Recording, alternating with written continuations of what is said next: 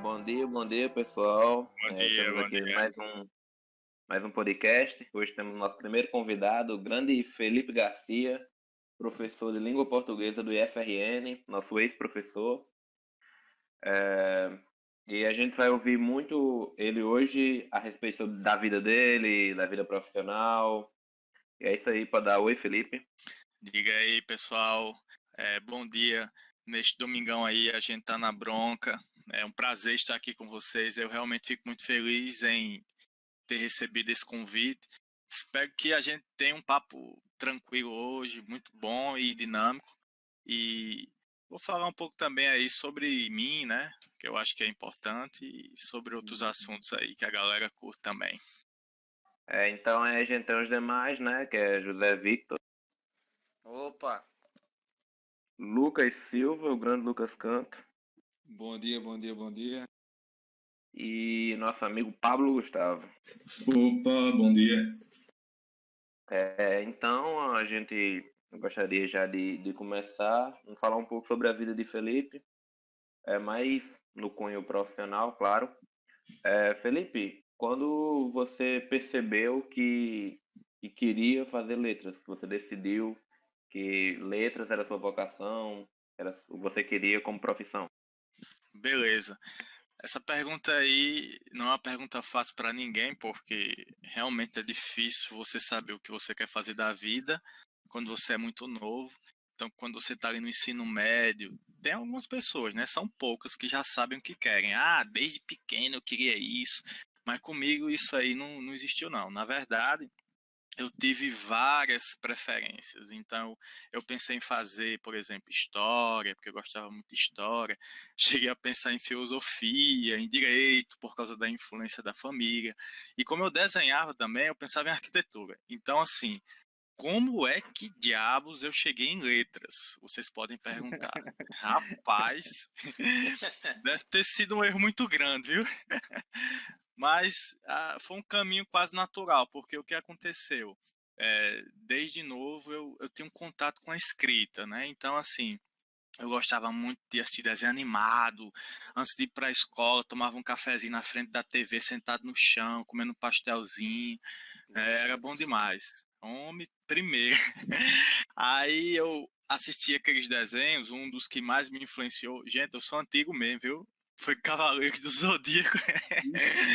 Ixi, Bom, Maria. Aí é velho. Inclusive, eu tava assistindo recentemente o Cavaleiro do Zodíaco na Netflix que saiu aí, né? Saiu até a saga de Poseidon, né?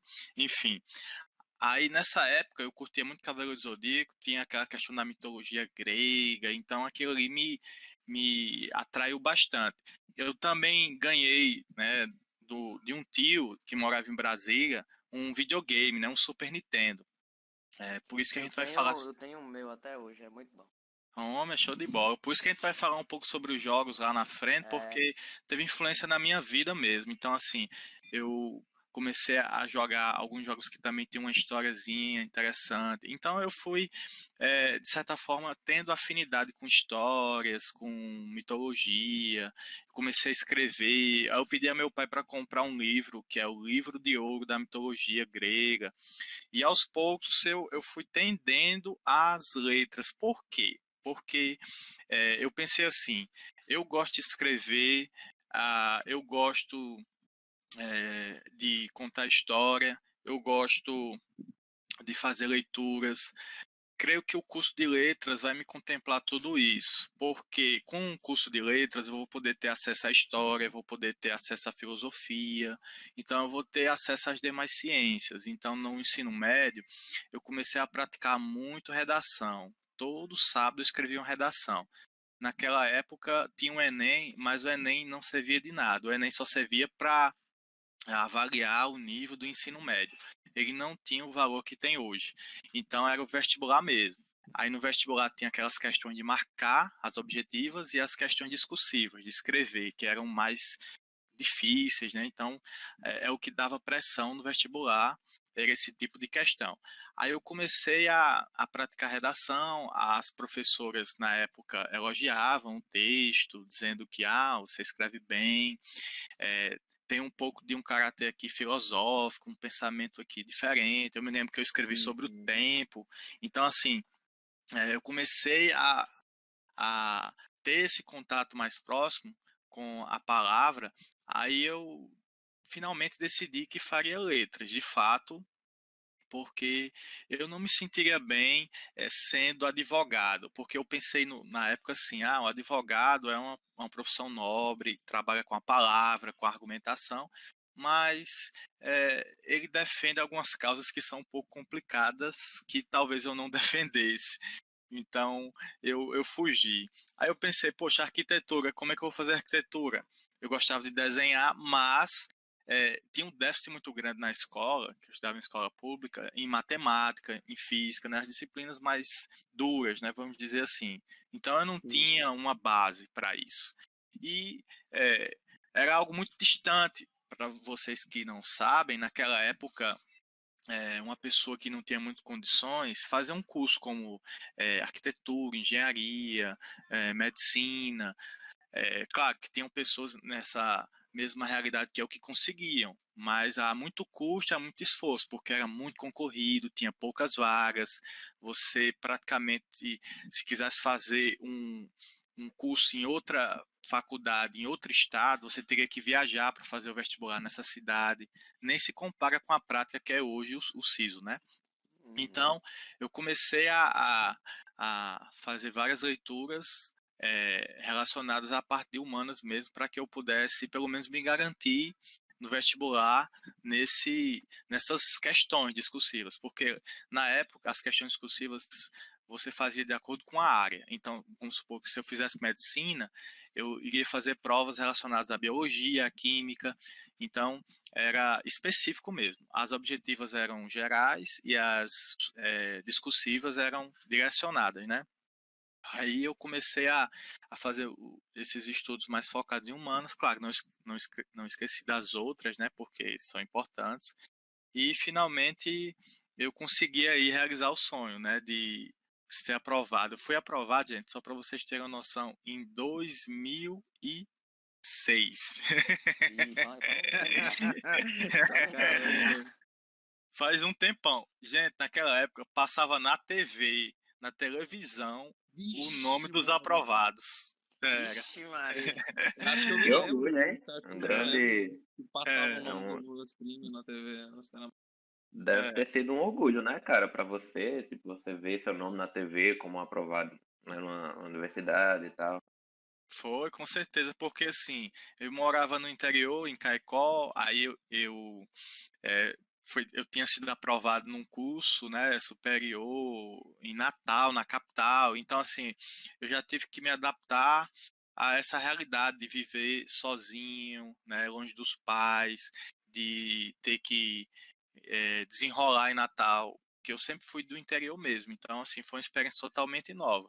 Então, assim, em síntese, para dizer por que que eu fui para letras, é, vocês começaram a perceber aí que não foi algo que foi desde a infância. Na verdade, eu, existem alguns poucos sinais, algumas poucas influências, mas foi no ensino médio que eu comecei mesmo a pensar seriamente em fazer o curso de letras. E o meu primeiro objetivo não era nem ser professor, meu primeiro objetivo era ser escritor mesmo. Eu tinha o objetivo de escrever e eu achava assim que o curso de letras vai me ajudar muito porque ele vai me dar base, porque afinal de contas a língua é tudo. Aí quando eu Realmente. comecei o curso, aí eu percebi que eu poderia sim ser escritor. Além disso, eu poderia ser professor. Por que que eu não descartei o fato de ser professor? Porque vocês sabem que não é fácil o cara fazer sucesso assim do dia para a noite. O cara tem que o cara tem que comer, né? É, Aí, é, de certa forma, eu comecei a gostar de sala de aula, eu comecei a gostar muito, né, de ter contato com os alunos, né, de discutir um texto ali, de discutir um aspecto da língua, e isso foi, de certa forma, fazendo parte de mim de uma maneira que eu não consegui mais me desfazer. Então, é, o fato de eu ter escolhido letras foi decisivo mesmo, assim, para minha vida, porque eu vou ser bem sincero aqui com todos vocês. Eu não me vejo fazendo outra coisa, não, certo? E isso é um sinal de que você realmente escolheu a coisa certa. Mas é aquela coisa, né? Ninguém sabe, né? Do amanhã. Eu digo assim, sou professor, escrevo. Até agora, né? Eu quero muito isso. E quem sabe no futuro eu posso mudar, não sei. Mas essa questão da escolha, ela é definitiva, mas sempre tem uma porta aberta. Nunca é aquela coisa assim, é para sempre, sabe? A gente, Sei. a gente tem um exemplo de Yari, que Yari era enfermagem? Fazia Medicina. enfermagem. Era Medicina. enfermagem? Era enfermagem que ele fazia. Ele Fazia era, enfermagem, fez, acho, não sei, não lembro quantos anos foi que ele falou. ele era técnico em enfermagem, depois foi para medicina. Aí, do Isso. nada, Ari, vou pra TI. Aí pronto, mudou totalmente o rumo. Pois é. Não, o caso de Ari, que é o meu colega lá no IF, nosso colega, né? É um caso bem estranho mesmo, porque, gente, eu vou dizer para vocês que não é fácil você mudar, porque é a nossa identidade. Quando você começa a fazer um curso, você cria uma identidade. Aquilo ali vai sendo colocado em você de uma forma que você não consegue mais se ver sem aquilo. Aí você de repente dizer, não quero mais ser isso. Vou mudar, não quero mais ser médico, eu quero trabalhar com TI, e o cara amar fazer TI, realmente é uma mudança muito drástica, porque você olha para Ari e pensa assim, eu nunca imaginaria Ari fora da informática. Mas quando você conhece a história dele, você sabe que ele já fez medicina e de repente você pensa, caramba, as coisas mudam mesmo, viu? Mas é isso, não é definitivo não. De repente Verdade, ele se verdade. encontrou numa área totalmente diferente, que não tinha nada a ver com o que ele estava fazendo. Exatamente. Aproveitando a deixa que Felipe deu aí, ele, né, ele abriu brecha para algumas perguntas que eu ia fazer, mas eu vou começar com justamente essa da identidade, né? Porque eu estava falando com uma amiga minha, uma das coisas que motivou a fazer essa pergunta e você já deu a brecha, que tipo a Certo. gente estava falando, que é muito complicado você saber a sua função no mundo, porque nós Isso. não somos uma máquina, nós não, por exemplo, nós não somos um aspirador de pó que já foi feito para aspirar pó. Não Exato. somos um cronômetro que é feito para marcar tempo e etc. A gente tem que descobrir e tem que viver. E fora que existe uma pressão social muito grande, em aulas no próprio IF, uma professora estava falando que hoje ainda existe um grande preconceito na sociedade, que basicamente só existem três profissões, que é o médico, o engenheiro e o advogado. São as Isso. únicas que têm renome para a sociedade e tal.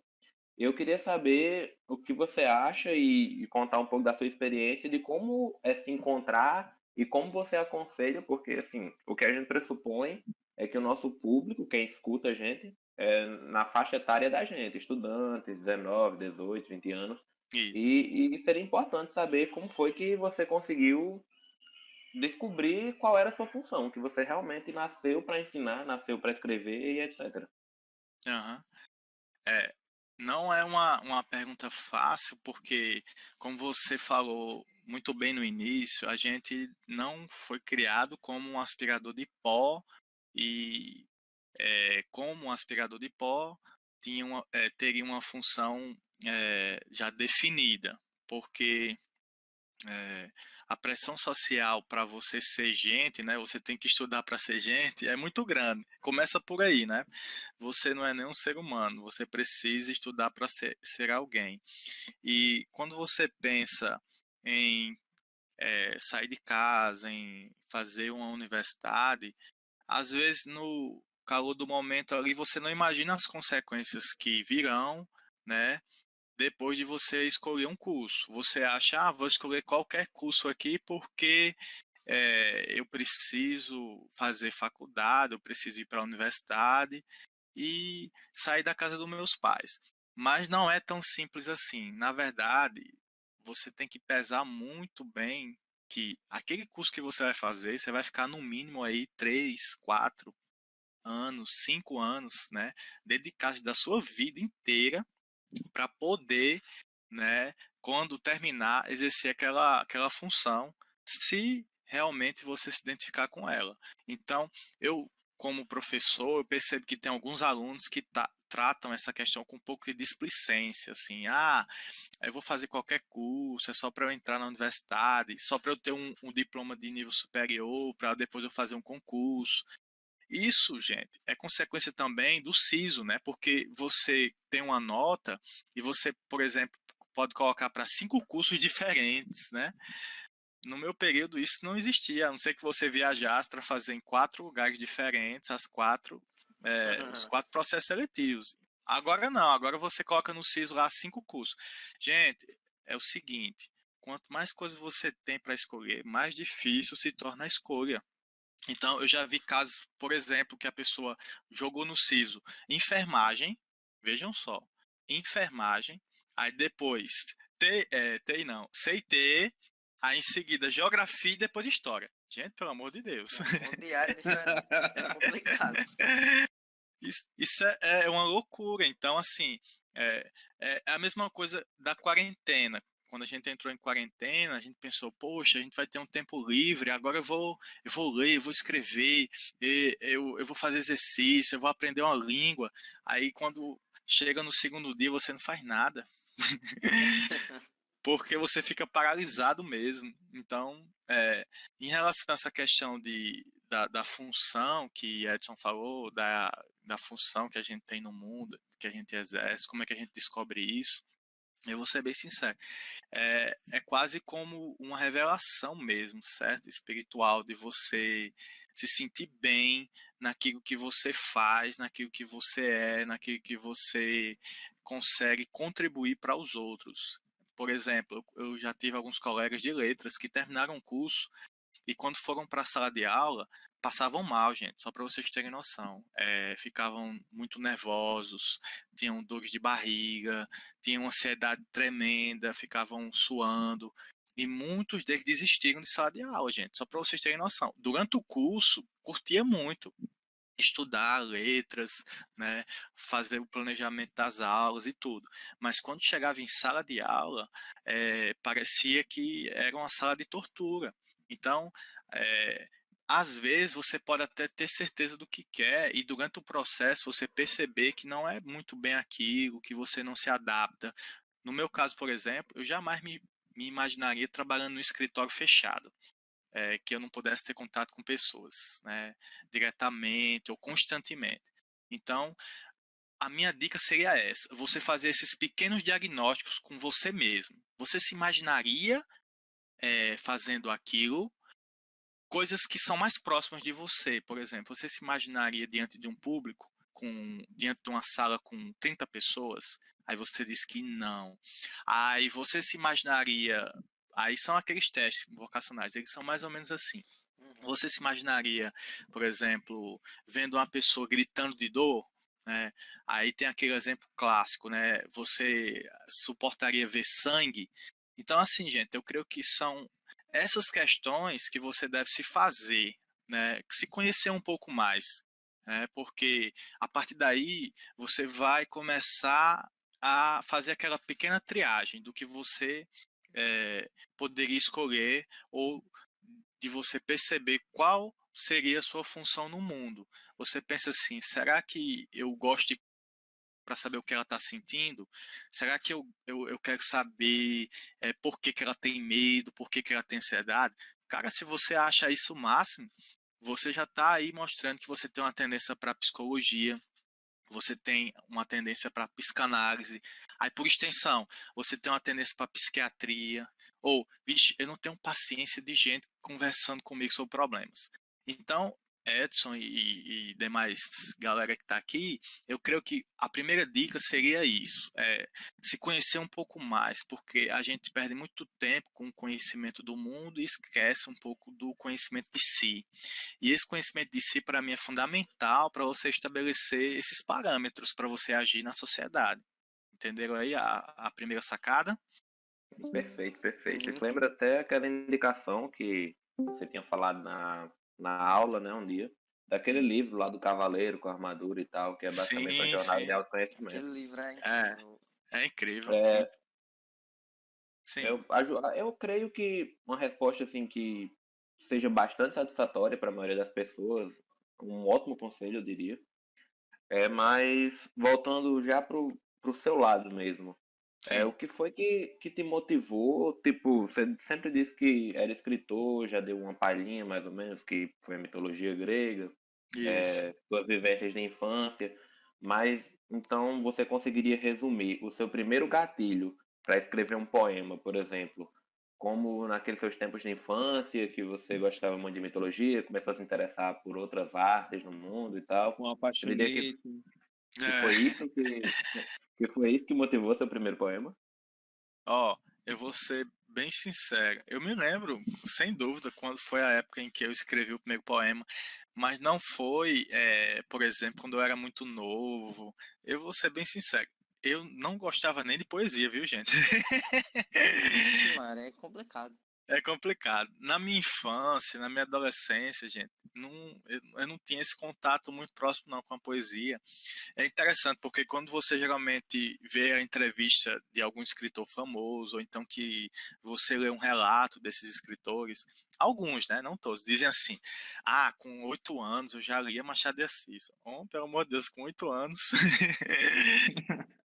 Claro que tem uns exageros, né? Enfim, é, na verdade, eu comecei de fato a ler mais profundamente bem perto do período em que eu estava fazendo o vestibular, né? E eu comecei a me envolver mais com a escrita e com a literatura na universidade já, tá certo? Então, assim, teve um professor lá, gente, que foi definitivo para que eu pudesse aflorar o poeta em mim. Foi um professor. Então, esse professor, Medeiros, né? A gente chama ele de Medeiros, ele foi o grande mestre, na verdade. Vocês devem lembrar de algumas aulas minhas que eu levava uns poemas para discutir e era muito massa. E é mais ou menos o que ele fazia, certo? Então eu olhava aquele poema no quadro, ele comentando, eu ficava assim, caramba, isso aí é um poema ou é um universo? É incrível. Ele consegue destrinchar o que eu estou sentindo e ainda trazer algo novo, como se fosse a maior revelação do mundo. Então, ele pegava um poema com 4 versos, gente, e fazia uma leitura cósmica, assim, aquela coisa de expandir o universo. Tá ligado? Aí eu ficava assim, tipo, cara, eu nunca dei bola pra isso. É aquela coisa que você não conhece, né? A gente não conhece, a gente não procura, isso não é dito, não é divulgado. Então, é, eu pensei em escrever um poema. Aí, isso foi na universidade, certo? Eu nunca escrevi antes disso. Aí eu me lembro que na época que eu tinha lido Homero, eu li a Ilíada, a Odisseia, as Viagens de Ulisses, aqueles poemas épicos gregos, né? Aí eu, na época, fui almoçar no RU, que é o restaurante universitário, certo? Aí eu tinha um caderno velho, aí eu fui almoçar com as colegas, né, na época do curso, e com um colega meu também, né? Aí eu fiquei só na minha cabeça pensando em escrever um poema sobre aquela ida ao restaurante universitário. Eu pensei assim, cara, isso aqui foi quase uma viagem épica. Devido Você ao que vê. ocorreu lá no cenário, aí dá pra ter uma noção, É, assim, montar alguma coisa. exato, eu juro a vocês, eu ainda hoje tenho esse poema guardado. Aí eu escrevi o poema, um poema, gente, esse poema tem umas 5 páginas, certo? Caralho. Foi. Aí eu escrevi, aí eu me lembro que quando eu escrevi, gente, eu juro a vocês, foi uma emoção que eu não sei nem explicar. Foi uma das coisas mais alegres da minha vida. Eu fiquei extasiado. Foi como se eu tivesse encontrado dinheiro no chão. Aí eu fiquei assim, caramba. Aí, gente, eu juro a vocês, eu li esse poema umas 10 vezes. Eu ficava lendo e lendo, como se fosse uma coisa assim mágica, certo? Eu fiz isso aqui, né? A sensação era essa. E, obviamente, que o poema não era essas coisas, né? Mas foi o primeiro poema em que eu consegui, de certa forma, olhar para a realidade de uma forma mágica, de uma forma diferente.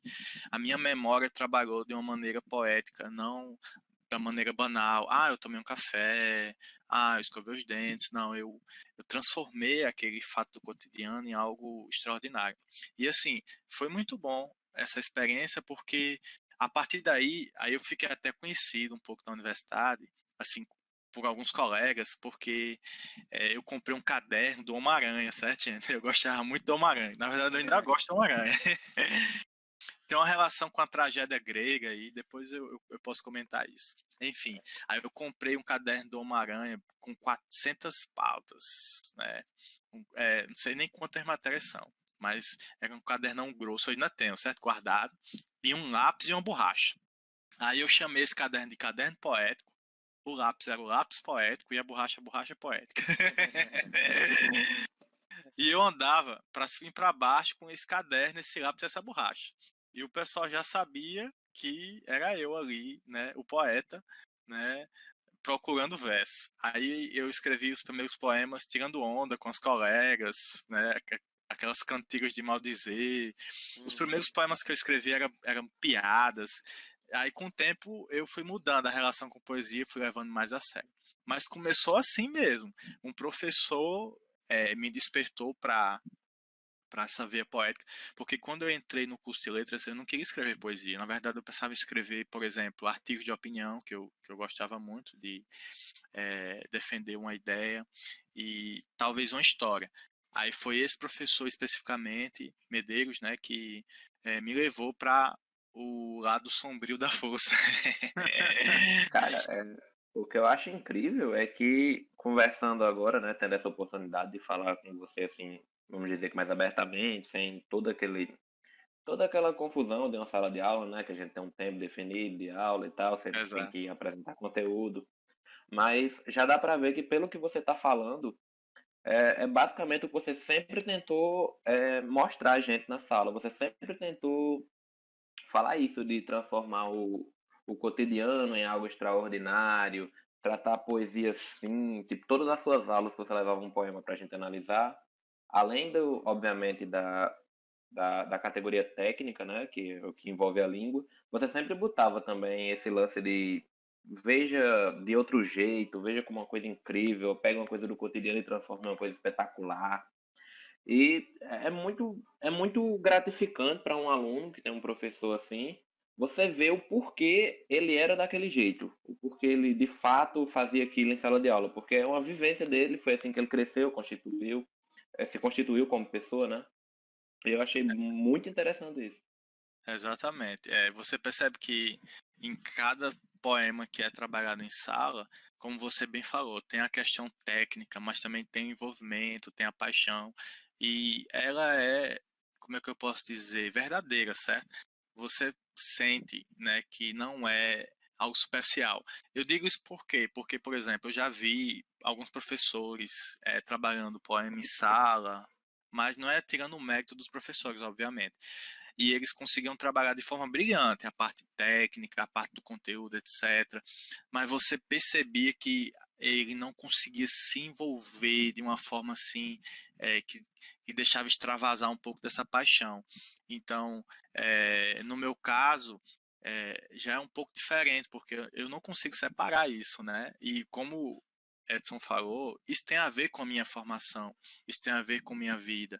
Então você, por exemplo, pode fazer uma coisa de uma forma, digamos assim, extremamente competente, né? Você pode exercer uma profissão e não ter esse engajamento tão profundo. Talvez esse engajamento tão profundo só exista quando você se identifica completamente com aquilo que você faz. Aí, alguns podem até chamar de diferencial e etc. Mas, enfim, não tem como você reduzir esse sentimento em uma palavra fechada. Mas o fato de você ter esse contato próximo, de você ter essa conexão, ajuda bastante, né? Alguns dizem aquela frase que parece um clichê, ela tem um pouco de verdade, que é quando você ama o que faz, né, você não trabalha, né, porque aquilo para você não chega a ser um trabalho.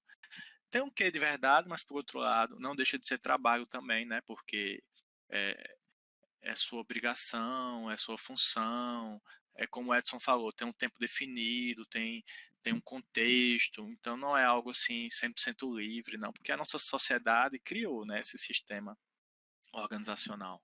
Mas é isso aí, vai. É, cara, para não ficar me alongando muito, que eu tô tomando muito tempo de fala, né? Tô falando bastante.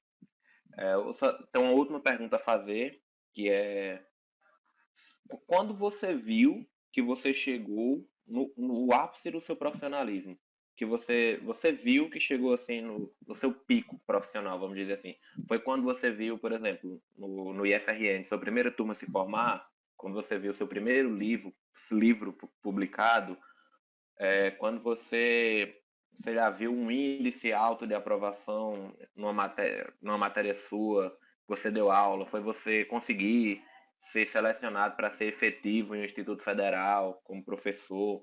Onde foi que você viu que você chegou no ápice da sua carreira profissional? Ou se você acha que você ainda não chegou? Onde é que você acha que vai ser esse auge? Massa, massa. Boa pergunta aí. É interessante, né? Para vocês terem noção dessa questão da identidade, né? Que a identidade hoje não é aquela coisa unificada, né? É aquela coisa fragmentada mesmo, porque a gente pode ser muita coisa, né? Mesmo sendo um só. Então, tem esse lado do escritor e tem esse lado aí do professor. Eu vou separar, certo? Os dois, que aí eu acho que fica mais fácil, pode ser? Pode sim, cara, pode sim, à vontade. Pronto. Então, eu vou começar aí pelo escritor, que é mais fácil de dizer. É, o ápice, né, do escritor, assim, quando você fala em ápice, dá a entender que é como se você tivesse chegado no fim da linha, né? Quando você, é como se você No tivesse ponto mais alto, sabe? Onde você chegado, chegou um ponto mais alto. como se você tivesse chegado no fim, entre aspas. Ah, agora aqui eu não consigo mais. É uma expressão boa que a gente pode repensar, por exemplo. Você pode pensar assim, o ápice de um escritor é quando ele consegue escrever um livro e esse livro se torna um best-seller, se torna um livro muito vendido. Então, por exemplo, ele escreveu, sei lá, 10 livros e o 11º ele conseguiu estourar. Aí digamos que esse foi o ápice. Pode ser visto dessa forma, de você trilhar um caminho e depois de um tempo você conseguir aquela conquista máxima. Mas eu creio que o ápice também pode ser o primeiro passo. Então, por exemplo, eu considero como escritor o meu ápice o primeiro livro, né? O Frio Forte. Então, assim, eu, eu toda vez que penso, né, em todos os livros que eu escrevi, no caso eu escrevi 4 livros, tá, gente? Para não achar que eu escrevi 50. Então, eu penso sempre no Frio Forte, porque ele, para mim, foi, como é que eu posso dizer, o batismo de sangue, certo? Então, o Frio Forte foi meu ápice na poesia, porque sem ele, sem esse primeiro passo, eu não conseguiria realmente continuar. Porque imagina só, um cara morando no Rio Grande do Norte, no interior do Rio Grande do Norte, na esquina do Brasil, né, no beco do mundo, escreve um livro de poesia, publica e algumas pessoas conseguem ter acesso. Isso realmente é o ápice, viu? Então, assim, creio que esse, como escritor, né, tenha sido para mim a grande experiência, porque quando eu escrevi, eu me lembro que eu mandei 2 poemas para um poeta que é conhecido aqui no Brasil, né? Afonso Romano de Santana. Esse cara, na época eu tinha um computadorzinho da HP. Gente, presta não, viu? Propaganda aí negativa, ó. Aí, é, enfim, mas depende do notebook para não ficar feio.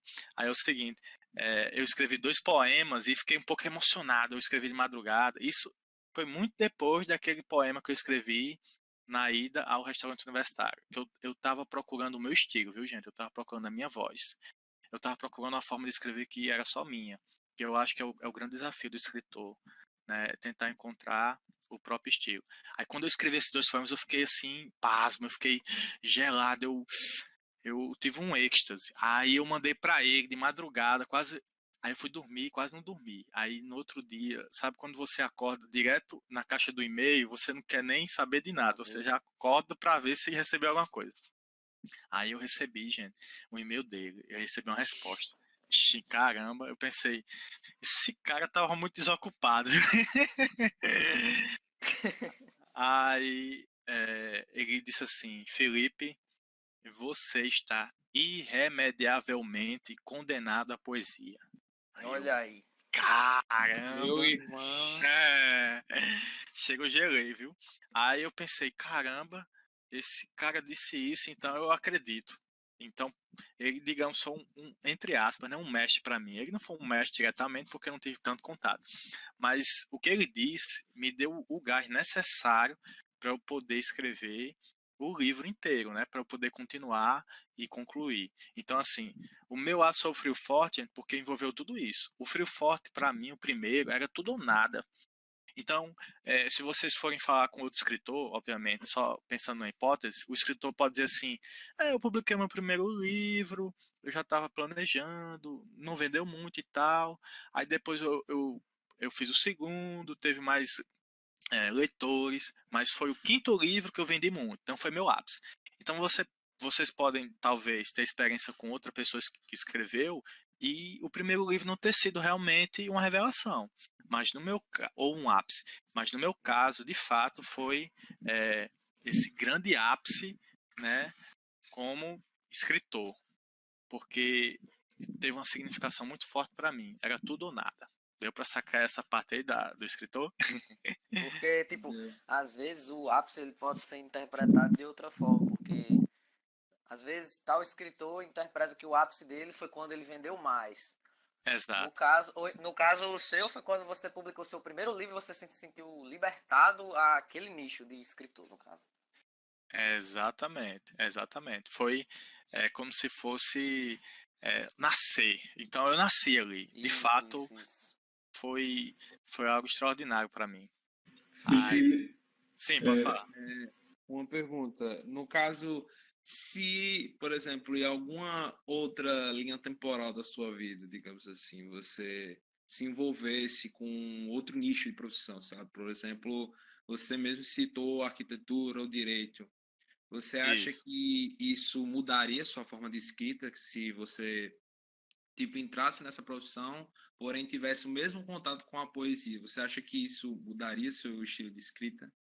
Beleza, Lucas. Mudaria com certeza, porque quem escreve, de certa forma, assimila o universo a que ele pertence. Então, tudo é linguagem, né? Então, se eu começo a conhecer novas linguagens, eu posso me expressar de acordo com elas. O exemplo mais claro disso é Soraya, por exemplo, né, que foi nossa aluna do IF, que está fazendo muito sucesso com a poesia compilada. Soraya, ela fazia informática no IF integrado, e ela teve uma das aulas minhas, a ideia de juntar poesia com programação. Como é que você faz isso, gente? Você tem que conhecer poesia e tem que conhecer programação. Exato. Aí você consegue unir os dois. Então vamos supor que eu mudasse de nicho, eu fosse para arquitetura. E essa coisa de ser condenado à poesia, gente, significa dizer que você não tem escapatória. Por mais que você fuja, você tem que pagar essa penitência, né? Então, se eu fosse fazer arquitetura, eu ia estudar outras categorias relativas ao curso, e com certeza isso iria influenciar na forma de eu estruturar os meus poemas, sem dúvida. sim. Diga aí, Pablão. Felipe, uma pergunta que puxou aquela sobre o ápice. Você falou do ápice. Teve algum momento que já dentro dessa área, quando você já descobriu o que queria, você se encontrou meio que num grande baixo, tipo uma frustração relacionada a essa área da poesia, do português, do curso de letras? Ótimo. Beleza. Essa pergunta aí foi excelente, porque quando você pensa assim, o cara escolheu o que queria, se identifica, ele consegue se sentir bem, etc e tal, ele não tem frustração, ele sempre tá pra cima, etc e tal. Mas isso é conversa fiada, viu? Eu vou falar da parte do escritor primeiro, aí quando eu for falar da parte do professor, eu pego a pergunta de Edson e a pergunta de Pablo aí, para falar sobre o ápice e, digamos, os momentos mais baixos. Eu vou falar agora, Pablo, sobre os momentos mais baixos como escritor, né? Como poeta, né? Eu vou ser bem sincero. Por incrível que pareça, né? Eu tive muitos momentos mais baixos de frustração como escritor do que momentos, digamos assim, de satisfação. Mas isso não é algo estranho, não. Por quê? Porque, infelizmente, as pessoas não leem muito. a leitura realmente é um pouco deixada de lado aí, porque, enfim, nós não temos uma cultura, isso não é incentivado, etc. Então, o que as pessoas leem geralmente são livros em prosa, são histórias. Poesia, poucas pessoas conhecem, pouquíssimas mesmo. Então, assim, elas preferem ouvir música, porque música tem em todo canto. Tem numa festa, tem na rádio, tem na TV, tem na internet. E poesia não, poesia é algo mais restrito, é algo mais de difícil acesso, por essas questões que eu falei no início. Então, por exemplo, uma das coisas que você sente quando começa a escrever é esse sentimento de querer ser lido, de querer ser compreendido, de querer ser reconhecido naquela área, mas eu não consegui, digamos assim, ter tanto tanta repercussão, porque para você conseguir ter essa repercussão, existem vários fatores. Então, tem a questão da editora, né? Tem a questão do próprio gênero em que você escreve, que é poesia, né? Tem a questão também do investimento que você faz pessoal para poder divulgar. E como eu sou professor, então eu tenho outras atribuições, eu não poderia me dedicar assim muito aos meus livros. Então, por exemplo, quem teve mais acesso aos meus livros foram pessoas mais próximas. E essas pessoas me deram retornos muito bons. Mas, por exemplo, quando eu escrevi o primeiro, eu tenho expectativa bem grande, assim, de, eu vou conseguir aí, vai sair uma resenha de jornal, vai sair uma crítica, etc. Mas, na verdade, não, porque é, você, como eu falei, né? Um cara do interior, na esquina do Brasil, no beco do mundo, quem é que vai te ver? Se eu não moro em São Uhum. Paulo, não moro no Rio de Janeiro, se eu não ando naqueles círculos literários ali mais centralizados ou em capitais.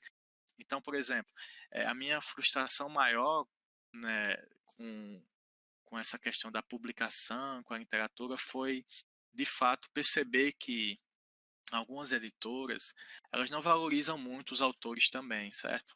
Elas só querem publicar os livros. Isso significa o quê? Que o que importa é a publicação que o autor faz e o investimento que ele dá para a editora em dinheiro, e não a parte da editora, de ela divulgar, de fazer a parte dela. As editoras, boa parte delas, as menores, que são as que publicam os novos autores, elas sobrevivem como? Vendendo os livros que publicam? Não. Elas sobrevivem publicando os livros. É.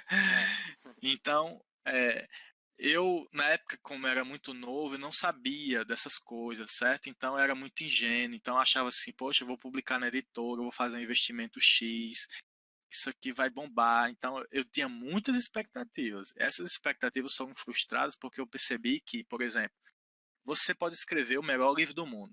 Eu não estou falando que o meu livro é o melhor livro do mundo, certo? Só para deixar claro. Mas você pode escrever o melhor livro do mundo. A editora, se ela não fizer a parte dela, esse livro aí vai ser esquecido. Ele vai ficar de Se ela lado. não der o determinado alcance. Exatamente. Então, por exemplo, o que você falou, Vic, é como é que eu posso dizer? É essencial, porque assim, se eu não dou alcance, se eu não tenho muitas tiragens desse livro, como é que as pessoas vão saber quem eu sou? Então, por exemplo, Exatamente. só para vocês terem uma noção, a Samsung, gente, todo mundo conhece a Samsung. A Samsung vai lançar um novo smartphone. Gente, a Samsung faz um evento milionário para apresentar um novo smartphone, gente. Aí você pensa assim, poxa, a Samsung fazer um lançamento tão luxuoso, todo mundo conhece. Por quê? Para quê? É por isso, gente. Porque se você não aparece, você não é lembrado. Se você não desperta o desejo, se você não diz que aquilo é exclusivo. Aí eu sempre dou esse exemplo clássico para todo mundo que pergunta assim: Felipe, por que não deu certo, né? Imagina aí, gente, se Neymar, numa praia aí da Espanha, Ibiza, tira uma foto com um livro meu e bota no Twitter, gente. Automaticamente as vendas de Felipe iam lá pro É, espaço. exatamente. Então, assim, só para vocês terem uma noção, as pessoas que iriam comprar não iam nem ler o livro. mas comprariam para tirar uma foto para mostrar assim, eu tô com um livro que Neymar tirou a foto da praia. Por causa do hype do Neymar, né? Exatamente. Então, assim, nessa parte aí, Pablo, da frustração, para mim foi essa. Eu me senti, entre aspas, enganado, né? Porque muitas editoras pequenas, elas vêm com 1000 promessas, né? E você fica naquela ideia de que vai dar certo, etc e tal. E a frustração vem quando você percebe que a editora não está fazendo os devidos esforços e, de fato, você não vai conseguir ser lido por um público porque não tem divulgação, porque não tem muitos livros, a tiragem é pequena. Esses livros poderiam ser espalhados pelo Brasil, mas não vão ser. Então, eu acabo me tornando um escritor muito exclusivo. Assim, só quem tem contato com os meus livros são pessoas mais próximas, ou um ou outro raro que vai pesquisar ali, mas, de toda forma, é difícil você conseguir ter um público se você não tem esse apoio, né? Então, eu me lembro que eu passei um tempo até de crise, assim, de não querer escrever poesia e tal. Isso depois do segundo livro, né? Aí eu pensei assim, poxa, para que eu vou escrever? Aí a gente se faz aquelas perguntas, né, da função, tipo assim, para quê? Por quê? Aí, só para vocês terem uma noção, né? Eu fiquei realmente assim de molho. Eu pensei, poxa, eu vou deixar de lado. Eu não vou deixar de ler, eu não vou deixar literatura porque isso é a minha vida, isso é o meu trabalho. Mas eu acho que escrever não vai rolar, não. Aí eu escrevi o terceiro livro eu já é como se fosse um tchau, despedida, né? Aí depois do terceiro, ainda teve o quarto. Então, só para vocês terem noção, que por mais que você não acredite, por mais que você queira desistir, aquilo está em você de uma forma que não consegue descolar. Quem me ajudou muito, aí vocês vão achar interessante, foi Kelson. O professor de história Kelson também escreve livros. Ele me contou algumas experiências dele, certo? E essas experiências mostraram que não era só eu que sentia aquilo, né? Ele também sentia um pouco disso e disse assim, Felipe, Kelson, né? Que falou, Felipe, não se preocupe com isso não, cara. O seu objetivo é escrever. Escreva, só escreva porque você precisa deixar isso registrado de alguma forma ou de outra, não sei quando, alguém vai valorizar, mas a gente não pode parar de escrever. Aí só para concluir aí, que eu acabei me alongando, eu estava escutando a rádio, né, aqui da região, aí disseram que um autor do Rio Grande do Norte foi homenageado na França, na Europa, uma coisa assim, certo? Vai ter tradução em tantos países. Aí eu disse, poxa, cara, um autor do Rio Grande do Norte. Aí esse autor, gente, ele já tinha morrido há mais de 80 anos. Ixi, meu Deus. Então, assim, se não for na vida, é na morte. É até um pouco triste você pensar que as pessoas demoram tanto para valorizar alguém. Exatamente. Eu acho que toda pessoa que é produtora de conteúdo, né, uma pessoa que, sei lá, tem um podcast, que está querendo ingressar na carreira de música, ou até mesmo como nessa carreira de escritor, ela passa por esse problema de arranjar o público dela, tá ligado? E o que eu acho que é o maior erro dessa pessoa que é produtora de conteúdo é mudar o conteúdo dela, é mudar o jeito dela para arranjar público, entendeu? Exatamente. adequar, né, cara? Aquela parte mais autêntica do trabalho dela, e quando ele tem muito trabalho, muita gente já que consegue ver o trabalho dele, ele volta para tipo a autenticidade original e ele perde público, tá ligado? E eu dei uma olhada nos seus livros e você tem uma pegada bem sua mesmo. Você dá para ver que é uma parada bem mais, sei lá, é do Felipe, sabe? E como o Lucas falou, cara, de produtores de conteúdo, né? Produtores de conteúdo sempre vão enfrentar essa barreira, duas barreiras, né? A barreira criativa e também tem essa do público. Eu acho, baseado também no que o Felipe falou, que para um músico, para um cara que está começando um podcast, um youtuber, sei lá, um blogueiro que começou agora, eles têm, não é um passo à frente, mas eu acho que eles têm uma facilidade maior, porque, tipo, hoje todo mundo praticamente não vive sem internet. Todo Exato. mundo tá vendo Instagram, todo mundo tá vendo YouTube, Spotify, se você publicar um podcast no Spotify, muita gente vai ouvir, mas para um escritor é mais difícil você conseguir um público, porque Felipe mesmo falou, a nossa cultura não é como a cultura É, britânica, que a galera, Exato. a canadense, a galera é acostumada e cresce lendo livros. É bem mais difícil para um escritor arrumar um público. Exato. Aí, assim, eu tive esse momento de baixa muito grande, aí Kelso me deu essa ajuda, esse apoio, essa força, e para mim foi importante, porque, como o Lucas bem falou aí, às vezes o artista é muito autêntico, mas ele acaba tendo que se adaptar ao público de uma forma que ele perde um pouco, né, essa identidade. E é quase como uma espécie de castração mesmo, né? Para poder vender, ele tem que se vender. ele É, tem que se reinventar para poder não ser esquecido. exatamente. E às vezes você tem aí você consegue um público, aí você consegue ter um retorno, aí você já começa a perceber que não está conseguindo aumentar. Aí, como você disse aí, Vitinho, você tem que se reinventar. E esse processo de se reinventar cada semana é um hit novo, tem que ser o novo clipe que vai abalar o mundo. Isso é uma pressão muito grande até para os artistas que já são famosos.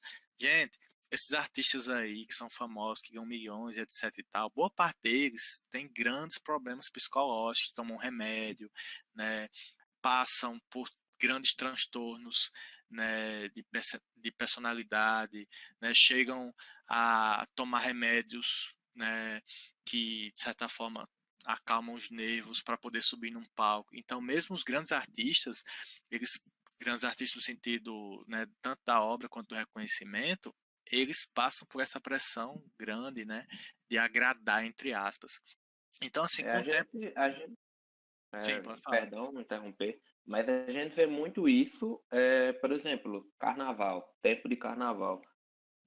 Lança o hit do carnaval, determinado artista lança a música chiclete do carnaval, e muitas vezes esse artista não consegue emplacar mais nenhum sucesso, tipo, é só aquele. Tem muito Exato. artista de uma música só, um vídeo só que viralizou nas redes sociais e tal.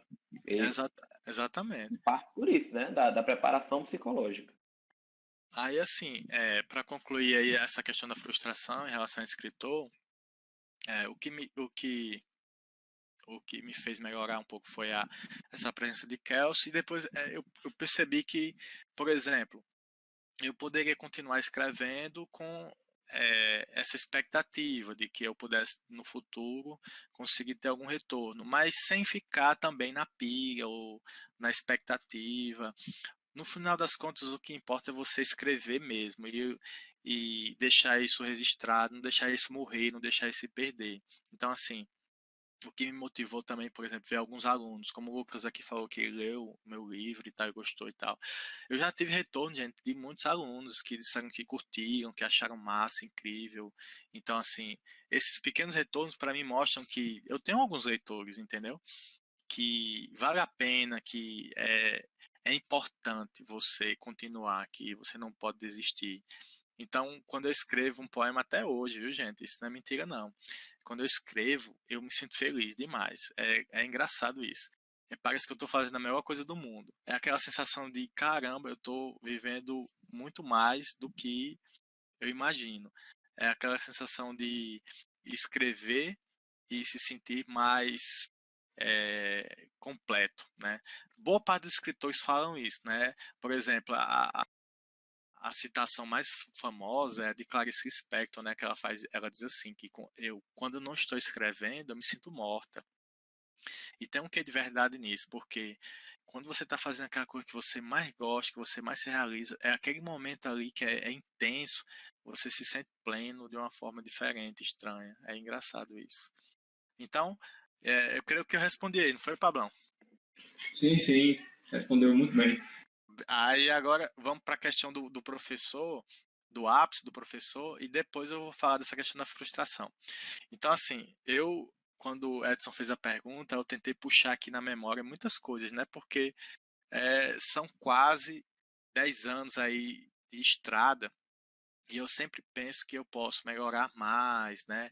Assim, você nunca chega no ápice enquanto professor, mas fazendo um paralelo com o que eu fiz, com o fato de ser escritor, com o ápice ter sido o primeiro livro, eu poderia pensar num ápice, né, relacionado a professor, que realmente me fez sentir bem ali. Tem a questão da aprovação no concurso para o IF, sim, realmente isso aí nem não tem nem como é, questionar. É um ápice, né? Não deixa de ser um ápice. Mas só para vocês terem noção, gente. Eu passei no IF, fui aprovado no concurso para o IF, eu tinha lá meus 22 anos, gente.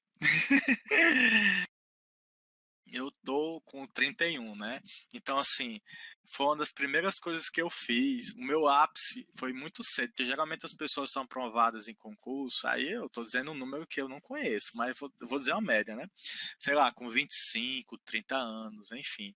Eu fui aprovado no IF muito novo. Então, quando eu fui aprovado, eu não tive essa sensação de ápice, porque eu não tinha dimensão do que era o IF. Então, só para vocês verem aí o paralelo com a minha, entre aspas, carreira de escritor, né? Porque eu tive o ápice com frio forte, de fato, eu senti todo o ápice. Na aprovação do concurso para o F, eu não tive o ápice, porque eu não tinha dimensão de tudo aquilo que Tipo, você não ia sabia, acontecer. não sabia noção aonde você estava entrando. Sério mesmo, não estou aqui inventando, não. Eu tinha ouvido falar do IF, mas o IF era uma coisa tão distante para mim que eu, eu nem cogitava. Por quê? Não porque eu ignorasse, obviamente, é porque eu desconhecia. Só para vocês terem noção, meu objetivo era terminar o curso de letras e me tornar, além de escritor, professor da universidade. Então eu pensava assim, não, quando eu terminar o curso de letras eu vou fazer um mestrado. Aí, de fato, eu fiz um mestrado, eu fui aprovado no mestrado em 2011. Aí em 2011 eu fui aprovado no mestrado e depois fui aprovado no IF. Engraçado. Foram tantas coisas ao mesmo tempo que, então assim, quando eu entrei no IF, eu realmente era tudo novo. Eu fiquei assim, caramba, e agora? Eu sou professor, tenho um diário. Gente, as minhas primeiras turmas foram experiências loucas. No bom sentido, claro, né? Porque eu me lembro que eu fiz muitas coisas massas no início, assim, coisas que talvez um professor que estivesse chegando não tivesse coragem de fazer, Foi eu mais tipo ficasse com receio. uma fase de teste para ver o que dava certo, o que era melhor. Aí ia Foi, experimentando coisas novas, tudo. foi. Não, eu me lembro uma vez que eu fiz uma aula que foi assim. A gente saiu da sala e a gente tinha escrito alguns poemas curtos de 3 versos, né? Haikais. Aí a gente saiu da sala e cada um ia ler esses poemas para quem estivesse no corredor ou entrava numa sala de um professor que estivesse dando aula e fazia a leitura bem rápido e saía. Essas coisas assim, bem loucas, né? Então, assim, É os famosos trabalhos de Felipe, né? Assim, olha a origem aí, olha a origem, né? Exatamente. Então, assim, se eu for pensar num ápice enquanto professor, gente, aí, assim, a minha memória vai ser muito seletiva, certo? Ela vai ser muito seletiva mesmo, porque tiveram muitos ápices, assim, muitos momentos altos, e em contraste também alguns momentos baixos. Então, eu creio que eu vou escolher esse agora. Se alguém me perguntar no futuro ou depois, talvez eu diga outro. É, é porque esse realmente ficou marcado demais na minha carreira, né? Foi assim, eu tava doente, né? E eu tava com aquelas viroses, né? Aquelas viroses que a gente sempre pega, né? Aí eu fiquei sem voz, literalmente fiquei sem voz, certo? Eu não consegui falar não, de jeito nenhum. Aí eu não sei porquê, mas eu tive a grande ideia de dar aula sem voz. Ou seja, Mais uma experiência nova. exatamente. Na universidade, você não aprende isso. Ei, você tá com virose e você não tem voz. A gente vai dizer como é que você vai dar uma aula assim. Então, eu me lembro que teve uma turma que eu tinha discutido com uma aluna, porque a aluna fez uma coisa assim extremamente desrespeitosa, né? E foi justamente nesse período em que eu fiquei doente, né? E eu queria fazer uma intervenção nessa sala. Eu acabei fazendo em todas as salas, né? Porque ficou um clima muito ruim entre eu e a aluna, a gente foi para pedagogia, etc, né? Aqueles conflitos. Ixi, Maria. Foi. Então, assim, eu fui para aula, aí eu pensei, como é que eu vou dar aula sem voz? Aí eu preparei uma aula sem voz, né? Foi engraçado, porque eu peguei um texto de Khalil Gibran, é um escritor do Oriente Médio, eu não lembro exatamente o país, né? Aí o livro dele, O Profeta, né? Que são vários ensinamentos assim maravilhosos que ele vai dar para uma tribo que ele está se despedindo, que o mestre vai embora, só que antes dele ir embora, o pessoal da tribo diz assim: "Ah, mestre, antes de você ir, você poderia nos dizer algumas coisas?" Aí o mestre diz sim. Aí alguém da tribo pergunta: "O que é o amor?" Aí ele vai explicar o que é o amor. E cada capítulo do livro é uma explicação dele até ele ir embora. Eu, inclusive, recomendo a leitura aí para todos. O livro é curtinho, gente, mas ele é Como é bem o nome? nutrido. O Profeta, de Certo. Khalil Gibran. O livro é extraordinário. O cara é incrível. Aí é o seguinte, eu peguei um texto desse livro, que era doar. O que é doar? O que é doação? Nesse texto ele falava sobre o ato de se doar para o outro, né, de uma forma gratuita, de uma maneira que você não vai cobrar, nem exigir, nem esperar algo em troca, né? Você vai se doar completamente. Gente, aí como é que foi a aula, né? Nessa turma, inclusive, dessa menina, né, que brigou aí comigo, a gente teve uma discussão. Eu estava em sala, aí eu fui fazendo gestos, certo? Dizendo para eles em gesto que eu não tinha voz, que eu não conseguia falar. Aí eu entreguei um texto para cada um, aí eu apontei pedindo para eles lerem o texto. Aí, à medida que eles estavam lendo, eu estava colocando algumas palavras no quadro, certo? Aí, quando eles terminaram de ler, aí eu pedi para eles falarem sobre o texto, eu pedi para eles sugerirem algumas palavras para colocar. Aí, gente, é o seguinte, foi uma das aulas mais emocionantes que eu tive ali. Eu acho que foi o ápice mesmo. O ápice de um professor foi o silêncio. Isso é interessante. Eles começaram a falar de experiências que estavam sentindo em casa, eles começaram a falar de experiências que estavam passando no IF, aí eles foram conectando com o texto, citando partes do texto, aí eles me sugeriam alguma palavra, eu colocava, aí eles começaram a conectar as palavras do quadro, e assim, alguns se emocionaram, chegaram a chorar, e começaram a falar sobre coisas que a turma não conhecia. Depois dessa aula, gente, a turma ficou mega unida. Inclusive, a minha relação com aquela menina que tinha brigado ficou excelente. Ela ficou super minha amiga. Então, só para vocês terem noção do que um professor é capaz de fazer, certo? Numa Cara, situação dessa. Pode falar. é total mérito seu, cara. Total mérito seu. Você pegou a turma da gente, né? Terceiro ano já, Isso. faltando 2 anos para sair. A gente já era uma turma muito unida, mas toda aula que você dava, você foi, pra mim, você sabe, né? A gente já teve muita conversa pessoal, inclusive, você foi quase um mestre, cara. Você conseguiu unir a turma nas suas aulas. Cara, aquela aula sobre o amor, você deu uma aula incrível, cara. Você tem o que eu entendo como talento. Você tem o dom de dar aula, sabe? De unir a turma, de fazer essas coisas, Sim. cara. É verdade. E de inspirar também. Uma coisa, Mas, Principalmente na questão artística, assim, que inspirou muito eu e acho que também o meu grupo nos trabalhos para fazer o aquelas grande, apresentações variadas. o grande El Pichula. Eita, eu fico muito feliz aí, gente, pelo reconhecimento. Realmente, ó, para mim, esse é um dos ápices da profissão, esse reconhecimento sincero, sabe? Porque, de fato, a turma de vocês, como aquele ano, né?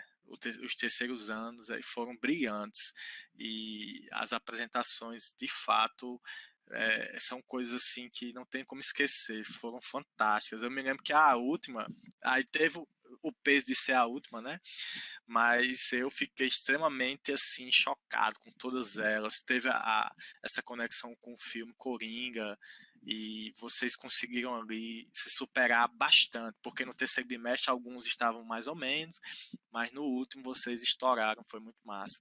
Então assim, essa experiência para mim foi o ápice, porque eu pensei que eu poderia ser capaz de fazer muita coisa, muito mais coisa em sala de aula do que eu imaginava. E só para vocês terem noção como foi engraçado, teve uma turma que disse assim: professor, a sala foi muito boa, você não falou nada, não fale mais nas aulas não. Eu achei muito massa. Por que que ela disse isso? Porque, obviamente, a voz deles foi muito ouvida. E isso é um sinal de que, por exemplo, a gente ouve poucos alunos, né? E às vezes é porque o professor não abre, e às vezes é porque não dá mesmo. Porque, por exemplo, uma turma que tem 40 alunos, como é que você consegue ouvir todo mundo ali, etc. Não é fácil, de fato. Então, por exemplo, quando você dedica uma aula sua para fazer esse trabalho, aí você consegue ouvir, e você percebe que os alunos se sentem importantes também. Então, por exemplo, Sim, naqueles eu trabalhos que acho. vocês fizeram, isso mostrou claramente, né? Pode falar. Eu ia falar justamente de um trabalho desse específico que, né, por coincidência, grande parte da galera que está aqui era de um grupo só, né? Que foi aquele trabalho lá do Senhor das Músicas, que a gente fez lá Sim, no CCSL. incrível. O jeito que você tem de fazer as coisas, de deixar a gente se expressar, ali foi um trabalho muito pessoal de cada um. Tipo, Foi. tinha, obviamente, a relação com o livro, mas era uma sala com um psicólogo, era uma conversa com as, tipo, com o próprio cramunhão, né? O próprio demônio, aí tudo É, apagado na sala. Foi uma coisa assim, além de muito pessoal, artística, muito pessoal. Tipo, tinha a identidade de cada um, tinha uma coisa assim, esse sou eu, é um trabalho de escola, é sobre um livro, tem um paralelo com o livro, mas esse sou eu, estou falando de coisas reais aqui, eu estou me abrindo. E no momento que você fazia aqueles trabalhos, que você deixava tipo, toda a turma observando a gente, ninguém dava um pio, e você deixava a gente falar, deixava a gente se expressar, aquilo ali, como aluno, eu achava maravilha, porque a gente conseguia ser ouvido, exatamente o sentimento que você está falando aí. O que eu acho essencial dessas aulas assim é você dar a liberdade para o aluno fazer o que ele quiser, do modo dele, para ele se sentir mais solto, mais livre. E a cada vez que isso vai acontecendo, você vai amadurecendo de certa forma e vai se construindo uma nova pessoa. massa, viu? Vocês falaram aí, chegou a arrepiei, viu? Aquelas apresentações ali naquela sala realmente foram um momento marcante. E se a gente for pensar em cada apresentação, gente, não tem como não ficar realmente até um pouco emocionado, não, porque eu, de certa forma, consegui, com essas várias experiências e esses alguns anos aí como professor, ter essa sensibilidade, né, de desenvolver mais essa parte artística do aluno, mais essa parte criativa. E eu creio que isso é devido um pouco à minha vida também. Por exemplo, eu não cheguei a comentar, eu só falei que eu escrevia lá no início da universidade, mas, por exemplo, eu não disse a outra parte que alguns colegas diziam assim: ah, Felipe, esse negócio de escrever, isso aí não dá certo, não, isso é besteira. Ou seja, vão ter pessoas que vão desmotivar, que não vão dar o gás. Sempre vão existir esses tipos de pessoas. Em Exatamente. qualquer área que você vá, sempre vai. Então, vamos supor, Vitor, você diz assim: ah, eu quero fazer um aplicativo aqui que ele vai ser um novo unicórnio. Que a expressão unicórnio significa fazer muito sucesso a ponto de se tornar um app bilionário, né, por exemplo. Aí a pessoa vai dizer: quem é você? A primeira coisa que as pessoas vão dizer é isso, né, vão questionar a sua capacidade. Mas aí você tem que ter aquela determinação inabalável de seguir adiante e acreditar no que faz, que aí você consegue, sem dúvida. Então, assim, foram muito boas essas aulas, porque eu consegui aflorar ainda mais essa capacidade de ouvir o aluno, né? Tipo assim, às vezes, aí eu vou dizer como se eu me colocasse no lugar de vocês. Vocês têm vontade de dizer assim: professor, cala a boca, eu quero falar agora, né? Então, eu creio que esse momento, assim, de o professor silenciar para ouvir, aí foi fundamental. Aí pronto, eu creio que esse foi o ápice. Aí, como eu falei, é uma memória afetiva muito intensa que me fez dizer isso, né? E em relação aos momentos baixos, aí eu, como o Pablo tinha questionado, de frustração. Gente, o momento de frustração ocorreram, sem dúvida, não foram poucos, foram alguns, muitos, às vezes, né? Dependendo da turma, dependendo da turma do ano.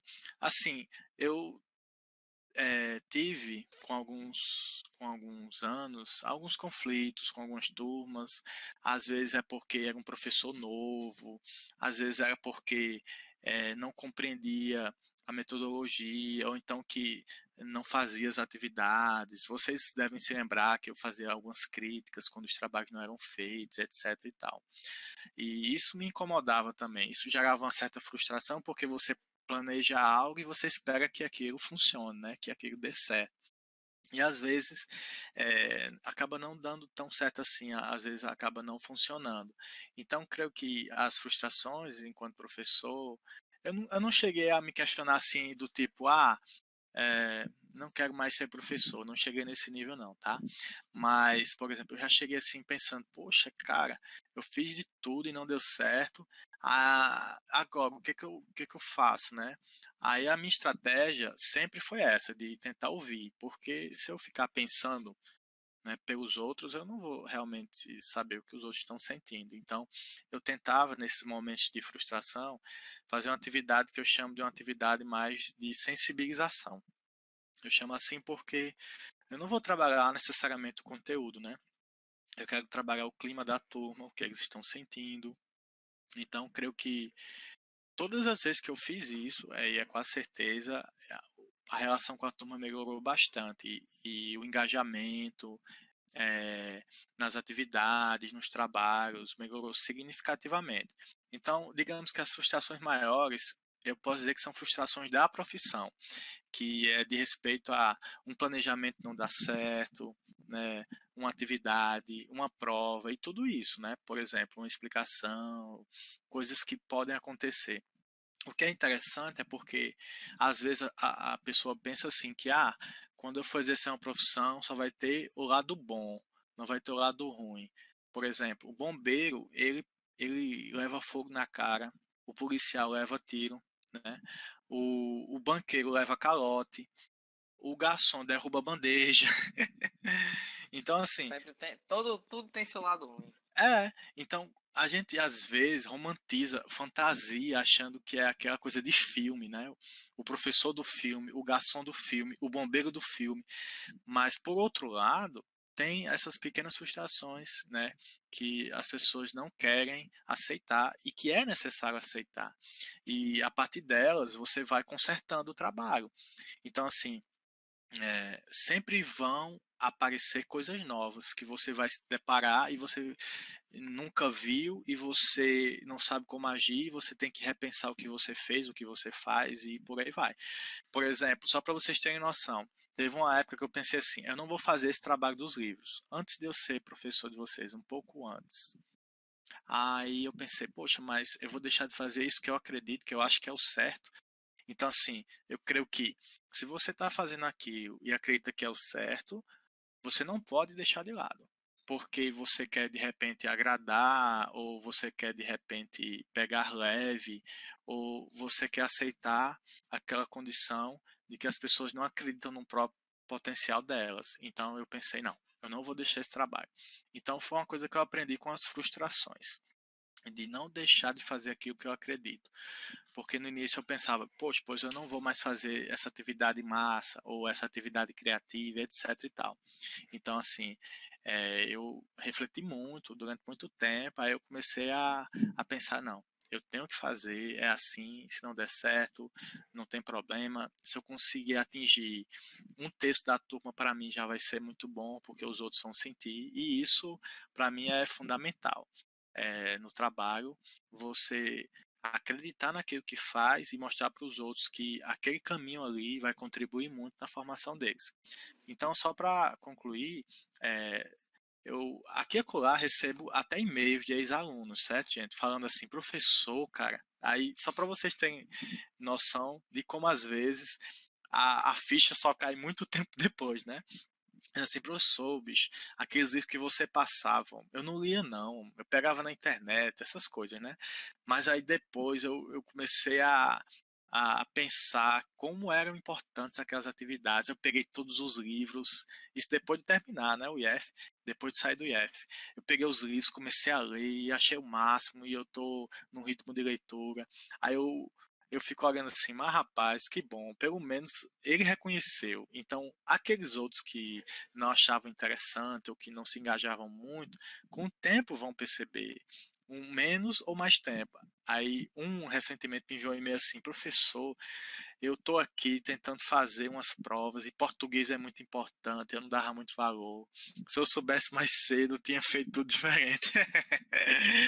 Então são essas coisas que você ouve, que você pensa assim, que você está fazendo a coisa certa assim, que às vezes você não sabe tudo que é bom para você. Aí eu digo você enquanto aluno e você enquanto professor também. É sempre um experimento contínuo. É um processo quase de autoanálise, né, da profissão que deve ser feito pelo professor. Então as frustrações vão acontecer. Eu não vou conseguir dizer, tipo assim, uma frustração específica que foi muito grande, porque eu não vou conseguir me lembrar, mas foram esses pequenos obstáculos aí que, de certa forma, me deixaram um pouco alertas, né, para eu repensar minha prática e tudo mais. É mais ou menos isso aí.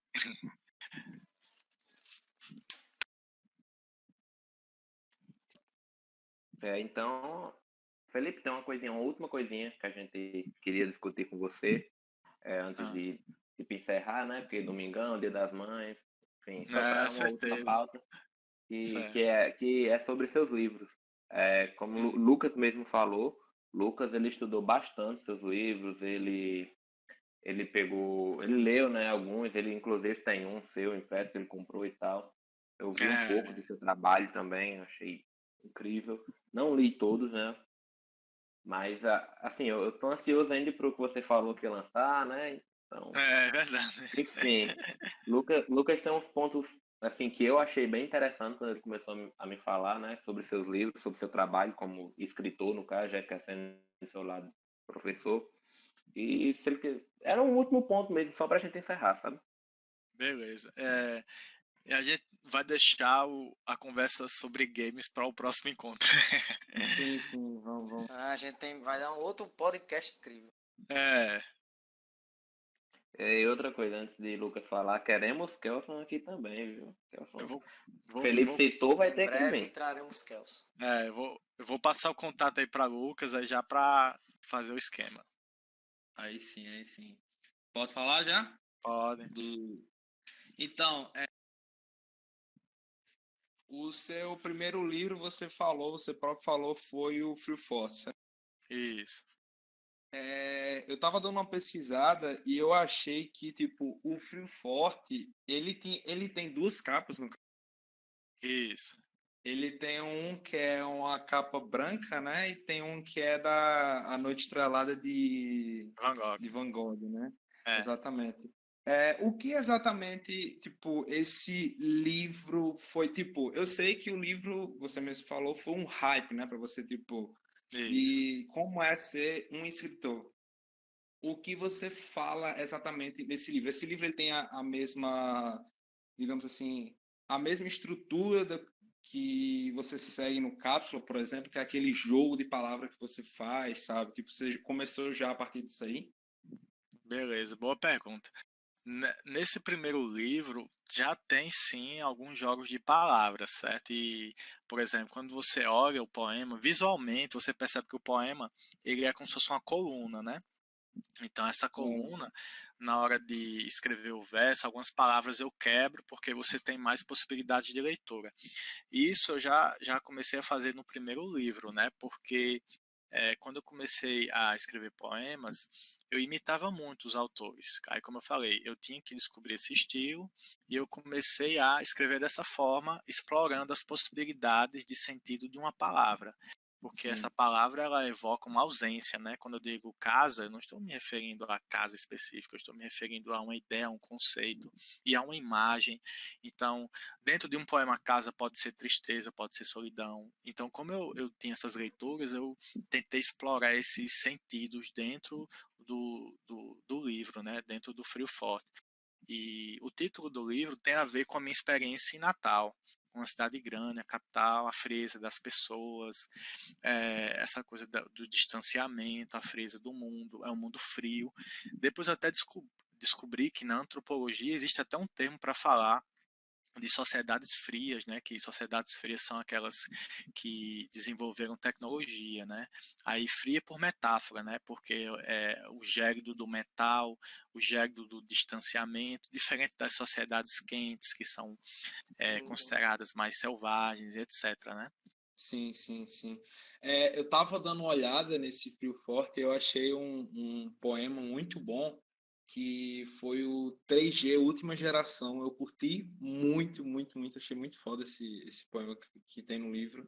E tem uma parte que fala que você curte rap, né? Tipo, você escuta Exatamente. o Emicida e a cada rima que ele faz, você se sente melhor e tal.